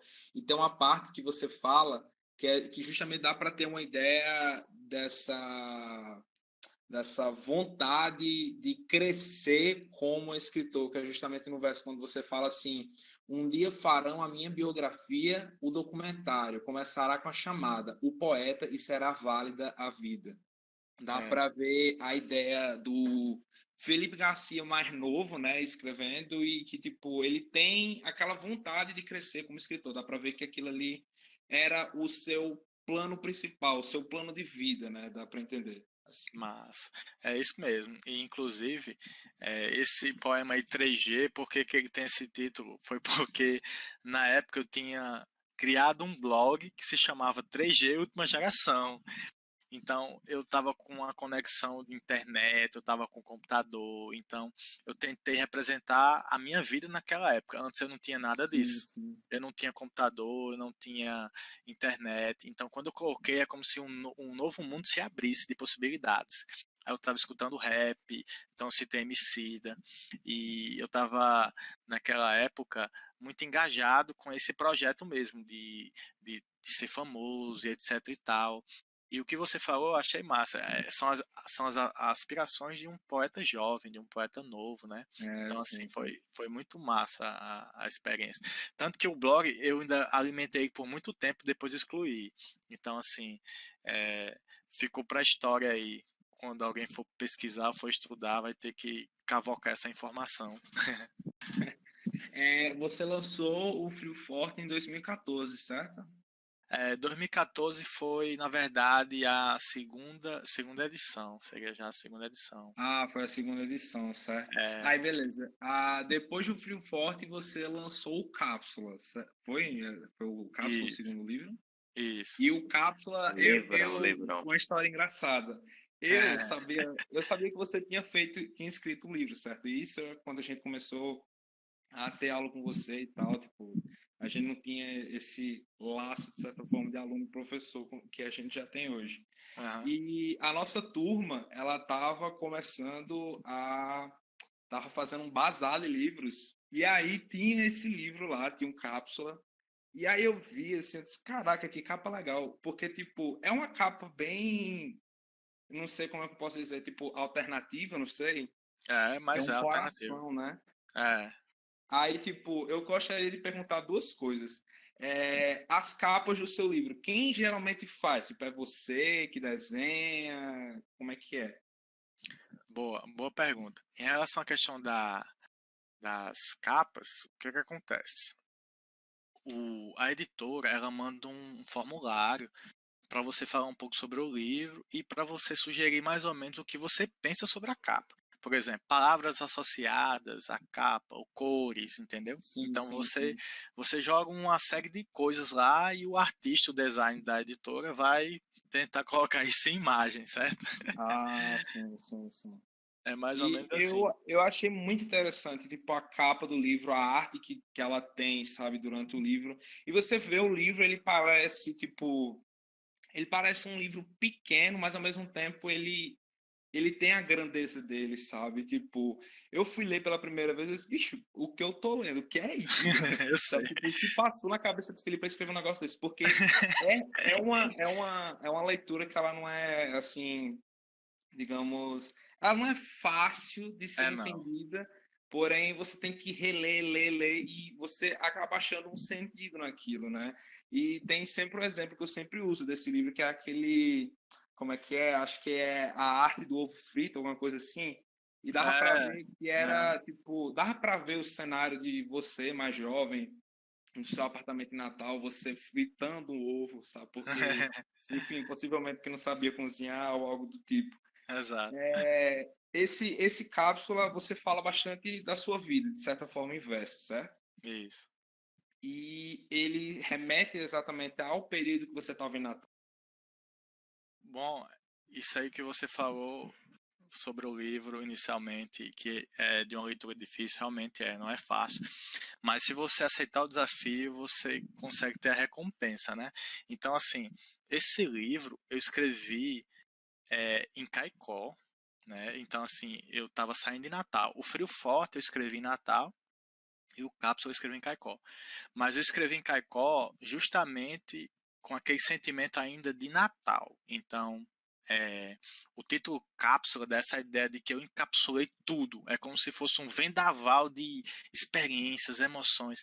É como se depois que eu vivi tudo aquilo começou a, de novo, ecoar dentro de mim. E em forma de livro eu tive que transpor para a poesia. Então, Cápsula, a ideia realmente era essa, era de colocar todo aquele caos que eu vivi, toda aquela experiência, toda aquela loucura, tudo aquilo que me atingiu de uma forma direta ou indireta, todas as mudanças. Eu estou saindo de uma cidade grande e voltando para uma cidade pequena, aí eu tentei colocar esse conhecimento numa cápsula.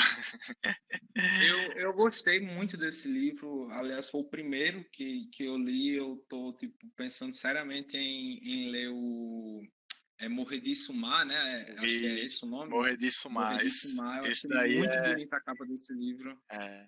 E o Cápsula, ele, no momento que eu li ele, óbvio, eu demorei um pouco para ler, porque, enfim, a leitura dele é um pouco complexa, como você disse. E em certos momentos da leitura eu notei que, tipo, ele trazia uma espécie de... Eu não sei se eu posso dizer, acho que uma tristeza para mim, Sim. sabe? No momento que eu tava lendo, dava para ver que, tipo, você, em certos momentos ali que você descrevia, você não estava num bom momento da sua vida. Não. Mas tinha certas partes do poema que, tipo, outros capítulos, digamos assim, dava para ver que você estava feliz, sabe? Tipo, ressurgia aquela felicidade. E isso aconteceu comigo de novo quando eu li justamente o livro que você tinha recomendado, que foi Jardim... como é que era? Era De Cimento. Jardim de Cimento. Então, tipo, você foi o responsável de me proporcionar essas duas experiências de, tipo, você ter aquele plot emocional, sabe? Tipo, de você estar lendo algo, você se sentir triste, mas aí quando você continua lendo, você fica feliz quando você está lendo a parada, sabe? Isso eu achei genial. Massa, viu? E é interessante porque, por exemplo, uma vez uma pessoa leu um dos poemas do Cápsula, né, perto de mim, e de repente ela chorou. Eu fiquei assim, espantado, né? Porque eu li assim, como é que ela chorou, cara? Ela chorou de uma forma tão espontânea e gratuita. E ela chorou justamente lendo aquele poema que faz referência à arte do ovo frito. Talvez porque ela tenha sentido realmente essa dor de um adolescente, de um universitário. Eu achei Dá pra sentir, porque, tipo, principalmente eu, por exemplo, na época que eu tava lendo, tinha o quê? Uns 16, 15 anos, eu acho. E quando eu li, eu tava pensando, nossa, será que eu vou passar por algo assim, sabe? Tipo, vou passar por essa frustração de estar morando só, num AP, de, tipo, de não saber o que cozinhar, sabe? São certos acontecimentos que eu acho que constrói o ser humano em si, sabe? Não, com certeza. Tá, o outro livro que eu achei, de certa forma, eu achei ele curioso, não sei, eu não achei muita coisa sobre ele, que foi esse Pó ET. O que se trata esse livro? Pronto. O Poetê, ele é uma mudança, digamos assim, radical no meu estilo de escrever, porque você percebe que, por exemplo, nos outros livros, os poemas eram mais longos, né? E bem descritivos, né? Trazendo Sim, ali sim, toda uma sim, sim. trajetória. No Poetê, eu tentei reduzir ao máximo essa expressão, condensar mais ainda. Então, foi como se houvesse uma grande explosão com cápsula. O cápsula é como se fosse. É engraçado, né? O nome é cápsula, mas ao mesmo tempo é uma explosão. Aí. É porque quando você encapsula, né? A dinamite é isso. Você guarda aquela energia e quando explode, ela expande. Então é como se isso. Quando expandiu dentro de mim, aí depois voltou como se fosse uma anã branca, né? Quando o Sol ele está morrendo, quando ele não é Sim, muito sim. grande, ele não explode para uma supernova, ele se torna uma anã branca, bem concentrada, bem fria. Então, pó é porque nós todos viemos do pó. Eu na época estava lendo muito sobre essa questão de astronomia, sobre o universo, sobre as estrelas, e nós somos pó das estrelas, de fato. Então eu pensei que na época eu estava passando por uma dessas crises, uma dessas frustrações, como eu comentei, de para que escrever, né? Então eu me senti um pó ET. Aí ET por quê? ET é interessante, né? Como o poeta pensa. Sim, sim. ET porque era extraterrestre. Aí eu pensei, poxa, a palavra poeta tem toda a síntese do universo. É a fórmula. Pó-ET. Aí eu Caraca, juntei as interessante. duas. Eu juntei as Não, pô, duas. mas então, o que eu tive contato, que eu disse, né, que eu me envolvia com um dos seus livros, só que foi o Cápsula, no caso. Ah, Eu lembro de uma aula que você estava falando justamente desse livro aí, do Poetê. ah, Você meio que falou justamente isso que você acabou de falar pra gente na sala de aula. isso. Você falou do porquê o nome, falou mais do estilo. E pelo que você falou pouco, você falou breve, Ah, mas dava para perceber que o estilo era meio que uma mudança isso. era bem diferente do que você costumava escrever, né? Pelo menos do que eu conhecia do Cápsula, era, não sei, é justamente o que você estava falando aí, de uma energia muito condensada e, não Aham, sei, um estilo novo. E eu fiquei muito interessado naquele tempo, só que eu nunca consegui ler. Mas aham.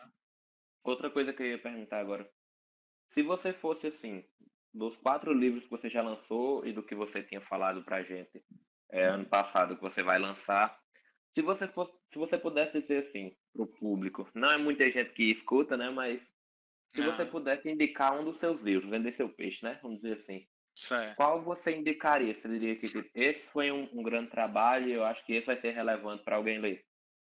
Olha, é difícil demais eu dizer isso aí, porque eu é, eu tenho uma preferência. Então, assim, tem dois livros que eu coloco assim à frente. Mas, por exemplo, o Lucas gostou muito do Cápsula, né? E eu gosto de todos, né? É aquela coisa, indicar um deles é complicado. Mas se eu fosse pensar, eu pensaria no primeiro mesmo, né? Frio Forte, porque o primeiro é a porta de entrada para você conhecer, né? E se for pensar assim, dos quatro que eu tenho mais, que eu sinto que eu escrevi algo assim fora do comum, sobre comum, foi o último mesmo, Morrer de Sumar. Então, tipo, Morrer de Sumar realmente é uma coisa assim. Vou dizer para vocês um relato que eu tive de alguém que leu um amigo meu lá de Parnamirim, né? Que ele tem um sebo, que eu chamava ele de irmãozinho. O irmãozinho, ele leu esse livro, eu fui lá, inclusive, dar de presente para ele, porque eu nem falei isso, mas eu vivia muito em sebos, comprando livros velhos, porque eu não tinha dinheiro, né? Então eu comprava bem mais barato.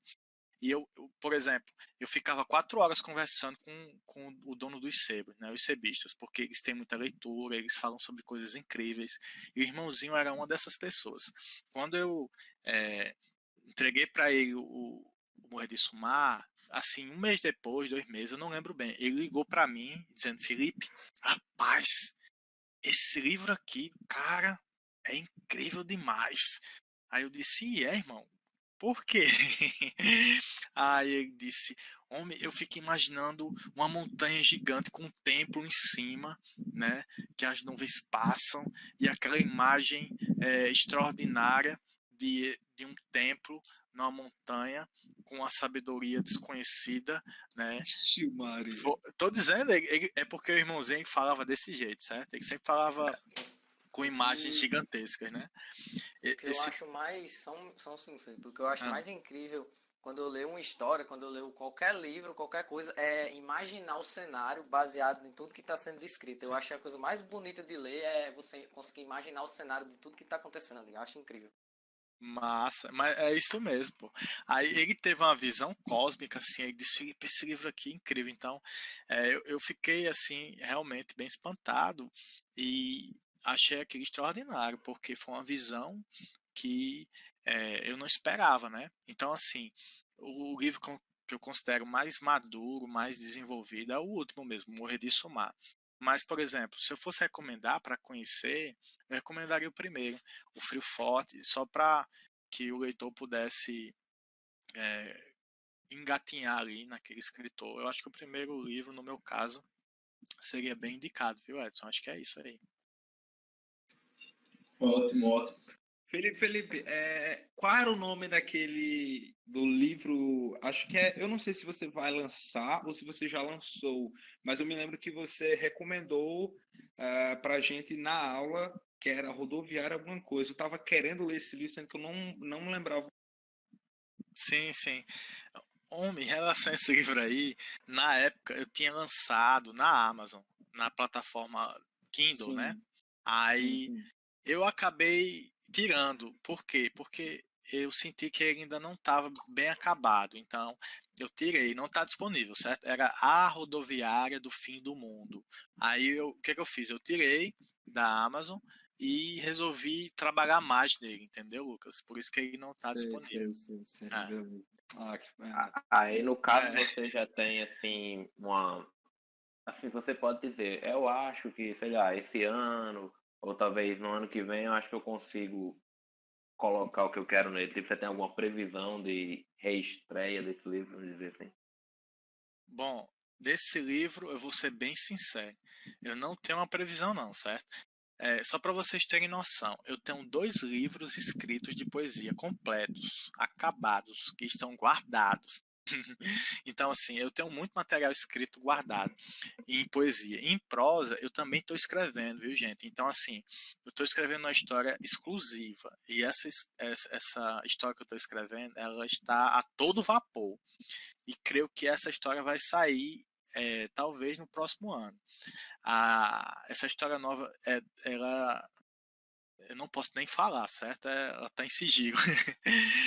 Mas em relação à rodoviária, eu deixei um pouco de lado para me dedicar mais a essa nova história. Então, por exemplo, eu não tenho previsão realmente de quando eu vou retomar para poder fazer os ajustes, entendeu, Edson?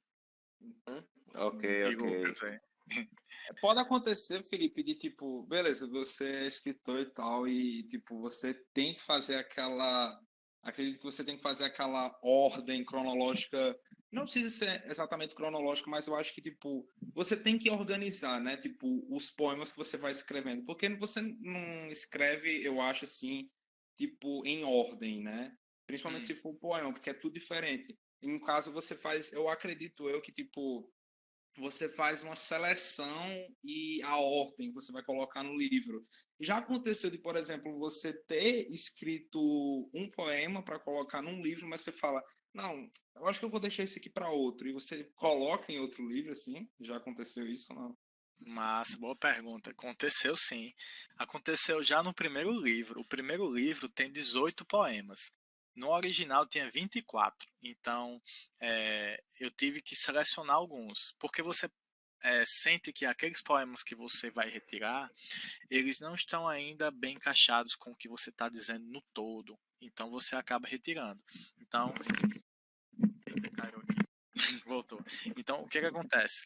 Acaba você fazendo algumas escolhas em relação a textos que não estão encaixando, que desafinam com o todo. Então isso eu fiz em todos os livros, certo? Isso acontece. Você vai juntando os poemas por afinidade, de tema, de estilo, de forma. Aí com o tempo você vai criando uma espécie de todo. Aí você organiza, esse poema aqui tem que estar tem que abrir o livro, esse aqui tem que ser o próximo. Por exemplo, para mim, todo livro de poema ele tem uma lógica. Por exemplo, aquele poema está naquele lugar, naquela posição, não é à toa. Tem um sentido também. Ele pode ser lido de forma independente, mas ele também pode ser lido no bloco do todo. Então, por exemplo, esse poema aqui vai ser o último poema do livro. Tudo isso eu penso. Aí, quando tem um poema que não encaixa, aí eu tiro realmente. Às vezes, esse poema não vai ser usado mais nunca. Às vezes, esse poema pode ser mudado. Por exemplo, eu tiro alguns versos e eu faço uma espécie de reciclagem dele, entendeu? É mais ou menos assim. Enfim, muito. A gente gostaria de agradecer, Felipe. A gente desculpa aí por tomar todo esse tempo. Foi um papo incrível.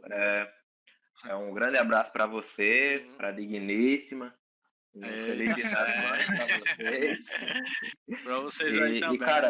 Cara, valeu por tudo, cara. Como profissional. Muito obrigado. Como professor, né? Como mestre. Eu que agradeço. Como mestre, cara, os livros que você indicou, os trabalhos que passou, as conversas, as vivências e tal. Os contos que influenciou a gente escrever. Sim, muito, cara. Obrigado, tipo, pelos elogios, né, que você fazia, tipo, impulsionando cada vez mais o lado artístico, suas críticas, né, construtivas. Muito obrigado por tudo, também obrigado por ser nosso primeiro convidado. Tá certo. Cara, mais uma vez, perdoe aí pelo incômodo, né, de ficar muito tempo, mas é porque você é um cara extraordinário. A gente podia passar o resto do dia conversando, né, cara? É verdade. Eu acho que a entrevista foi tão grande que a gente vai ter que dividir em 2 partes, pô. Mas a gente acabou vencendo, né? Não, mas foi massa. Primeiro entrevistado, 2 partes, isso é um lucro da... Enfim, conteúdo. No mais, muito obrigado e valeu, cara. Valeu, gente. Obrigado, muito obrigado. Vocês são foda, viu?